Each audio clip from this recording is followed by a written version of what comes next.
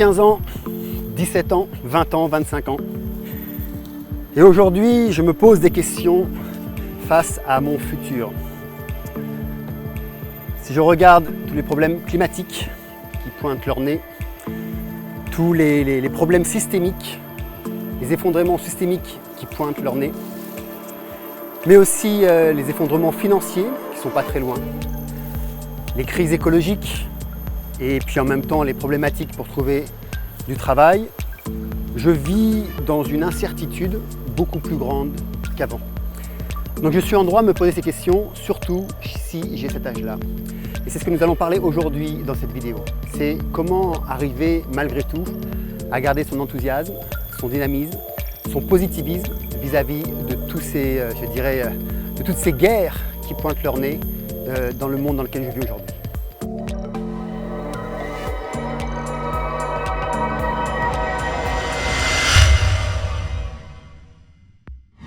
Bonjour, je m'appelle Mika Denisot et je suis le fondateur de Soul in the Mind et aussi le fondateur des académies de Self-Mastery, la maîtrise de soi et d'émergence spirituelle. Et je me trouve ici, comme d'habitude, à Bali, là où j'habite depuis 1990.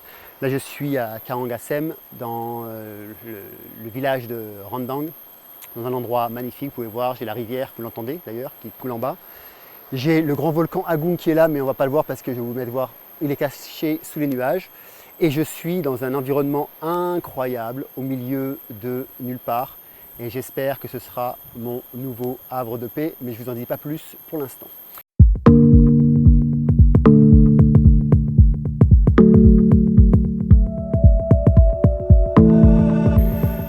Donc avant de toute chose, je voudrais dédicacer cette vidéo principalement à mes enfants, à ma fille Morgane, à ma fille Nolwenn, à mon fils Narayan et à ma toute dernière de 10 ans aujourd'hui, pendant que je fais cette vidéo, Aruna.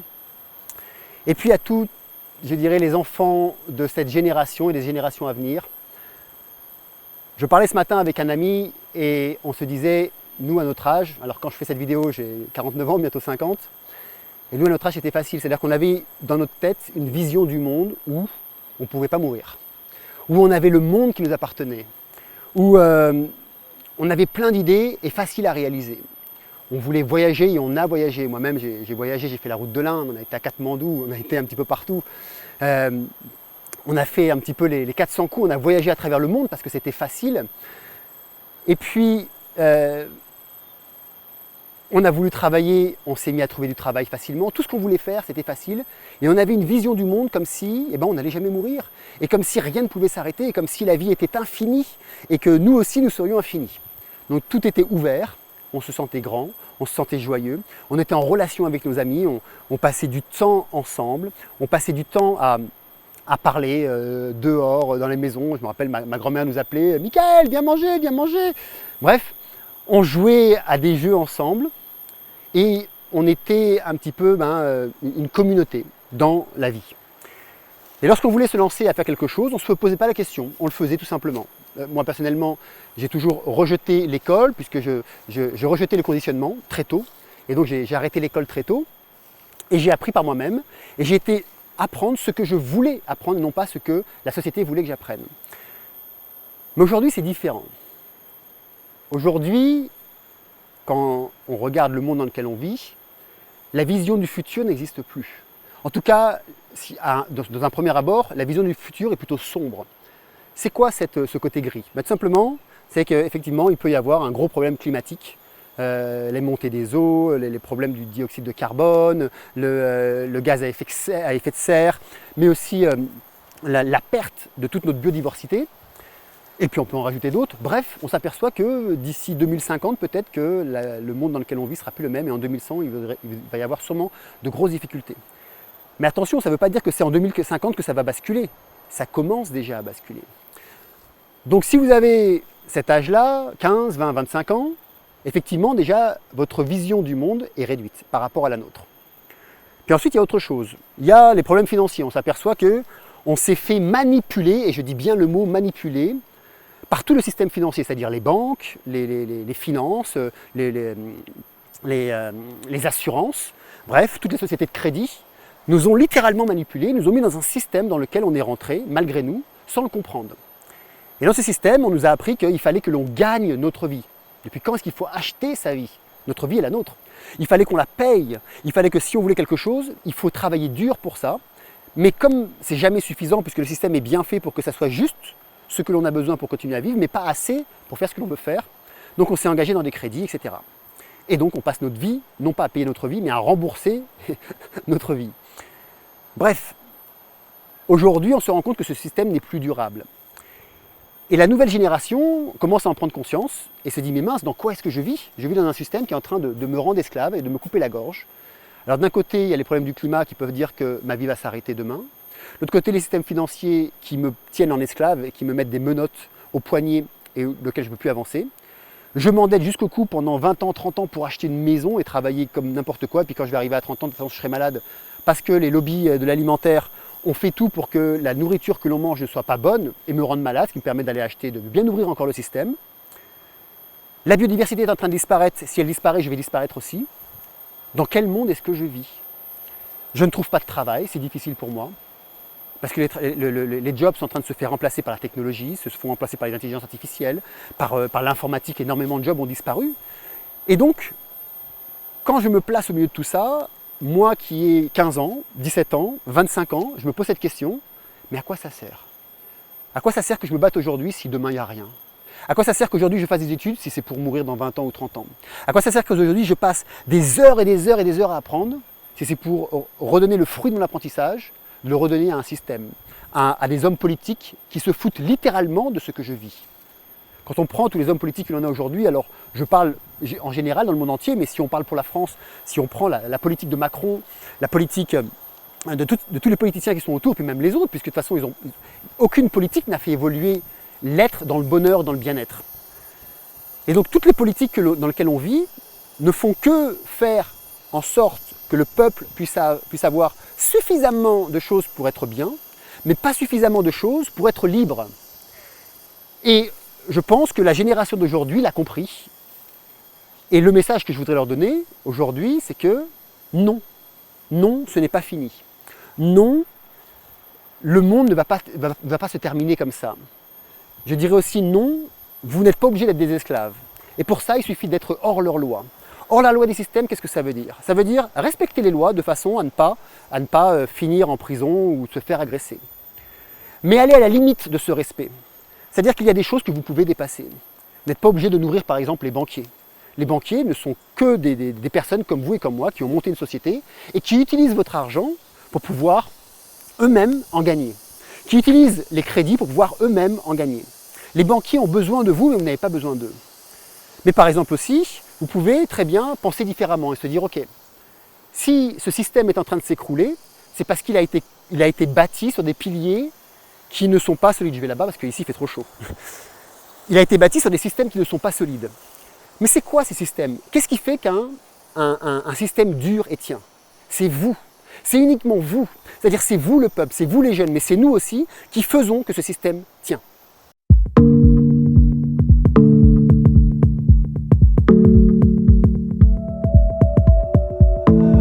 Je me rappelle que j'avais fait la vidéo sur Monsieur le Président, j'avais lancé un message en disant que si tout le monde s'arrêtait, mais quand je dis s'arrêter, c'est vraiment s'arrêter, c'est pas une journée, c'est pas aller faire une manifestation pendant 1 ou 2 jours, ou le week-end, ou faire la manifestation pendant le jour du travail. Non, c'est s'arrêter complètement, à 100%, de consommer totalement, la totalité, de ne pas consommer, de s'arrêter pendant quelques jours, 3 jours, 4 jours, 5 jours, ça suffit largement pour pouvoir se faire entendre.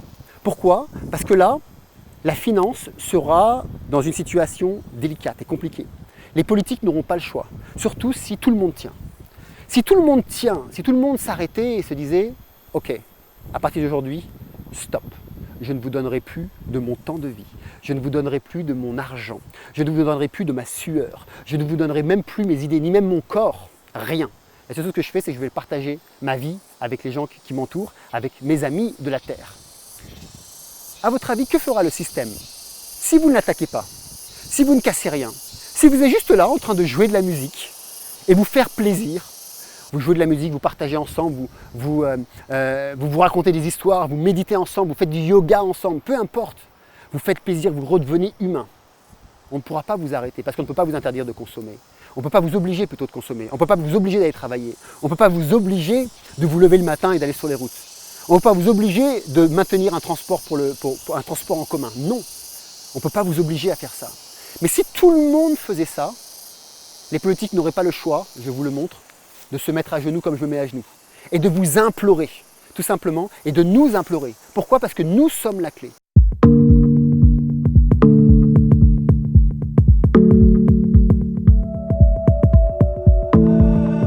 Et le message en fait que je voulais faire passer aux jeunes générations, c'est que on peut voir aujourd'hui que partout dans le monde, il y a des choses qui éclorent, il y a des choses qui naissent. Partout dans le monde, il y a des communautés qui sont en train de grandir. Partout dans le monde, il y a des gens qui changent de vie. Moi-même, j'étais le CEO, c'est le PDG d'une organisation internationale de canyoning, et j'avais une société de canyoning, et j'ai décidé littéralement d'arrêter ça pour passer sur un autre plan. Pourquoi? Parce que j'ai compris que le sport que je faisais n'était pas d'abord, était au-delà de l'environnement, ça n'avait rien à voir, c'est-à-dire dans le sens où on ne protégeait pas du tout l'environnement, des dizaines et des dizaines et des centaines de combinaisons néoprène, on ne savait pas quoi en faire après, on ne pouvait pas les recycler. Tout ça pourquoi? En fait, c'est pas tant le sport en tant que lui, il est magnifique, la découverte, nous sommes des explorateurs, donc je suis pour l'exploration, mais de le faire sous le plan du travail comme je l'ai fait, et j'en suis conscient, comme je l'ai fait, ben je comprends que tout simplement, je me suis servi de cette nature, et j'ai détruit cette nature pour générer un tourisme de masse, comme ça se fait partout. Et donc, j'ai décidé d'arrêter totalement pour me retourner vers la terre. Donc pour moi, c'est quelque chose d'énorme, c'est-à-dire que je ne suis pas un agriculteur, je n'ai jamais planté de ma vie, j'y connais rien honnêtement au recyclage, de l'eau, rien, mais absolument rien à la phytoépuration, c'est parce que c'est la permaculture, j'ai essayé, c'est compliqué. Bref, je suis un grand consommateur à la base, quand j'ai besoin de quelque chose j'achète et quand ça ne va plus je jette. Donc ça, c'est comme ça que j'ai été, jusqu'à ce que j'ai pris conscience que ça ne pouvait plus durer, puisque je participe aussi pleinement à cette destruction.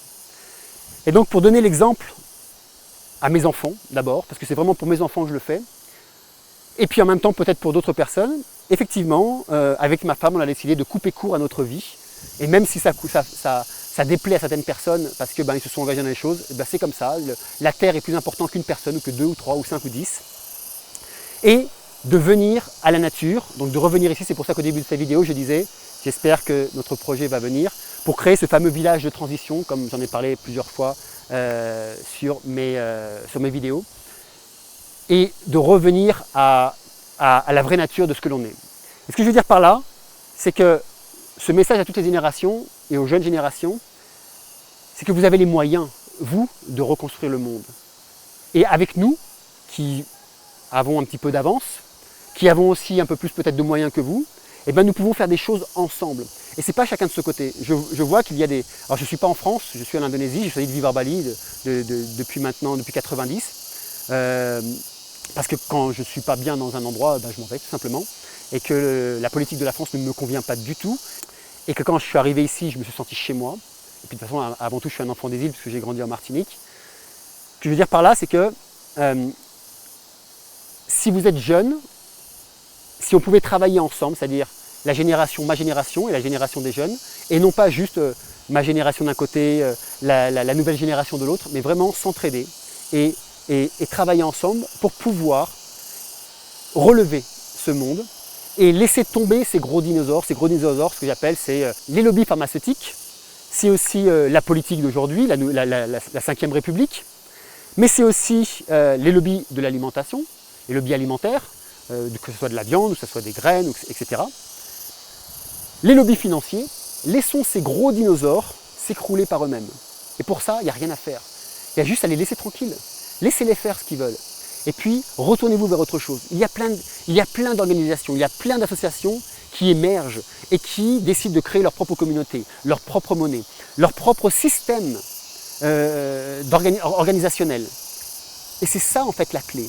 La clé, c'est chacun dans son endroit, chacun chez lui, là où il se trouve, mais en même temps avec les autres, avec d'autres personnes, partager les idées, partager les savoirs. Faites en sorte que chacun de son côté, et puis tous ensemble, nous puissions recréer de notre côté quelque chose de nouveau. Et puis tous ceux, malheureusement, et j'ai pas de honte à le dire, tous ceux qui préfèrent rester avec le gros dinosaure et suivre eh ben, ce système, comme un mouton, tout simplement, à suivre en disant oui, ça a toujours été comme ça, donc c'est comme ça, eh ben tant pis. Tant pis, il faut les laisser tomber. On n'a pas le choix. C'est-à-dire qu'à un moment donné, il faut réagir et se dire où est-ce que je me place? Quelle est ma prise de décision? Où est-ce que je veux aller? Qu'est-ce que je veux faire de ma vie? Et si, à un moment donné, on comprend que tout ce que l'on fait aujourd'hui a un impact, quel que soit, quoi que l'on fasse, si tout ce que l'on fait a un impact, eh bien, si malgré tout, on comprend que l'activité que l'on fait détruit le monde de demain, va détruire les générations, eh bien, soit on dit « Ok, j'accepte de détruire, j'accepte de tuer la génération future, donc si vous avez des enfants, j'accepte de les laisser mourir, ou alors non, je n'accepte pas et je refuse. » En tout cas, ça a été mon choix, c'est mon choix encore aujourd'hui, et je ne vous cache pas que je suis, les gens qui m'entourent, ou les gens avec qui j'ai travaillé, je suis en conflit, tout simplement, parce qu'ils ne comprennent pas, et puis je ne vais pas passer du temps à leur expliquer, plus que ça. Mais si vous êtes dans cette démarche, eh bien, il est temps aujourd'hui de choisir votre camp.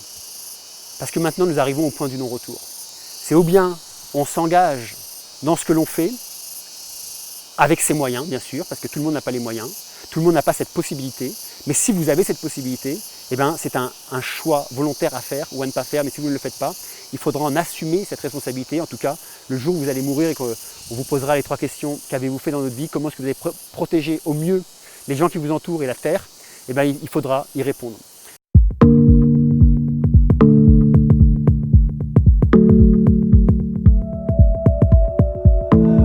Donc, si j'avais une bouteille à la mer à donner, à dire à cette génération, et d'abord à mes enfants, c'est n'abandonnez pas, gardez le sourire, gardez le dynamisme, gardez cette joie de vivre, gardez cet enthousiasme, ayez de la gratitude pour ce monde, regardez comment c'est magnifique. On ne peut pas abandonner un univers dans lequel on vit, une planète dans laquelle on vit, qui est la seule, absolument la seule qui nous accueille. Nous n'avons pas d'autre terre connue aujourd'hui pour nous accueillir. Il n'y en a pas. Donc, pour mes enfants, chaque jour, rappelez-vous ça. Rappelez-vous que vous avez les moyens de changer le monde. Et ce moyen, c'est la façon dont vous allez vivre au quotidien, les actes que vous allez poser, le choix du travail que vous allez prendre, mais c'est aussi la façon dont vous allez consommer. C'est vrai qu'on ne vous laisse pas les meilleures années, on a profité de tout, notre génération. On a consommé à tout va, on a tout essayé, on a tout goûté, on a voyagé et en fait, on vous a pourri la vie. Et j'en suis vraiment désolé, tout simplement. Pourquoi j'ai dit ça? Parce que je n'en avais pas conscience avant. J'en ai pris conscience ces 10 dernières années, enfin ces 15 dernières années, ça m'a perturbé l'esprit pendant des années, ça m'a torturé le mental en me disant mais c'est pas possible, c'est pas possible que j'ai pu être endormi à ce point et je me réveille aujourd'hui comme un esclave de tout ce qui nous entoure. Au début c'est un choc, et puis quand on comprend ça, mais après il y a des questions à se poser, c'est est-ce que je veux continuer à vivre comme ça? Moi ma réponse est non, parce que effectivement j'ai les moyens de le faire, j'ai les moyens physiques, puisque j'ai un corps physique qui me permet d'être en bonne santé, j'ai les moyens psychologiques et mentaux, puisque j'ai la capacité de bien réfléchir, d'avoir une clarté d'esprit, j'ai les moyens financiers aussi, de pouvoir mettre en place des projets qui sont à la hauteur de ce que je peux faire. Et donc c'est pour ça que j'ai décidé de changer de vie en totalité, à 100%, enfin pas je, avec ma femme, pour revenir, pour apprendre, pour réapprendre à devenir humain. Et puis pour aussi, j'espère par la suite, pouvoir éduquer d'autres personnes et leur dire que c'est possible. Et que c'est possible de changer de vie. Ça me fait peur, je ne vous cache pas. J'ai du stress, ma femme aussi, parce qu'on ne sait pas faire. On va se retrouver dans un endroit comme ici, on est à 1 heure de tout. Mais, enfin on va dire à 1 heure de tout chez eux, mais à 2 minutes de tout ici, de la vie qui coule. On est à 1 minute de l'essence même de l'existence. On n'est même pas 1 minute, on baigne dedans. Pendant que je vous parle, je suis rempli d'énergie. Pourquoi? Parce que l'énergie c'est ici, la vie c'est ici, le divin il est ici. Il n'est pas dans l'argent, il n'est pas dans la politique, il n'est pas dans toutes ces sociétés qui font en sorte de nous rendre esclaves et de nous asservir. Voilà donc, réveillez-vous chaque jour avec le sourire, réveillez-vous chaque jour avec la joie de vivre, prenez-vous en responsabilité, sachez que vous avez le pouvoir, mais c'est que vous qui avez le pouvoir de décider du futur de demain. Parce que c'est vous qui votez, par exemple, ou qui n'allez pas voter. C'est vous qui achetez ou qui n'allez pas acheter. C'est vous qui décidez de l'orientation financière de demain. C'est vous qui décidez de la mode de demain. C'est vous qui décidez de l'homme politique de demain. Mais posez-vous cette question. Et si personne n'allait voter, qu'est-ce qu'il ferait? Et si personne ne consommait et n'achetait pendant plusieurs jours, qu'est-ce qu'il se passerait? Et si personne ne décidait de prendre le train qu'on vous donne là, qu'est-ce qui se passerait? Et si personne ne décidait de payer des taxes qui ne servent à rien, mais que tous ensemble, personne ne le fasse, qu'est-ce qu'ils feraient? Rien du tout. Ils ne pourraient rien faire, ils ne peuvent pas mettre tout le monde en prison. Donc, vous êtes la clé. Et tous ensemble, nous sommes la master key, nous sommes la clé, la plus grande des clés. Donc, continuons chacun à faire ce que nous pouvons avec nos moyens, partageons ensemble ce que nous faisons, inspirons les gens, inspirons les autres pour aller dans ce sens. Et vous, nouvelle génération, prenez conscience que c'est vous qui dirigez le monde et non pas eux, et encore moins nous. C'est vous et uniquement vous. Sur ce, d'abord à mes enfants qui sont de l'autre côté de là où j'habite, sauf ma petite fille qui est ici, je vous embrasse. Je vous aime du fond du cœur comme un père peut aimer ses enfants. Et puis de continuer à être fort, de continuer à avoir de l'amour, de continuer à avoir de la gratitude, de rester des guerriers et des guerrières, de ne jamais, jamais baisser les bras et de ne pas avoir peur de toutes ces institutions puisque ce ne sont que des institutions qui n'ont aucune valeur propre.